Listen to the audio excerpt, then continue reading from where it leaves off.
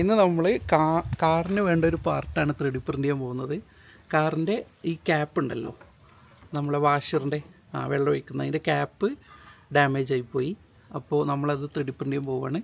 അപ്പോൾ നമ്മളതിൻ്റെ ഡയമെൻഷനൊക്കെ എടുത്തു. ഇതൊരു ഓവൽ ഷേപ്പിലാണ് ഉള്ളത്. ഓക്കെ, അപ്പോൾ നമ്മൾ ഇനി അത് ഡിസൈൻ ചെയ്തിട്ട് പ്രിൻ്റ് ചെയ്യുന്നതാണ്.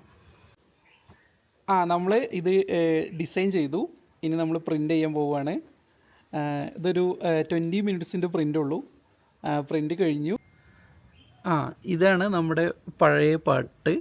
ഓക്കെ, പൊട്ടിപ്പോയി. ഇതാണ് നമ്മൾ പുതുതായിട്ട് 3D പ്രിൻ്റ് ചെയ്തത്. ഓക്കെ, നമ്മളിവിടെ ഫിറ്റ്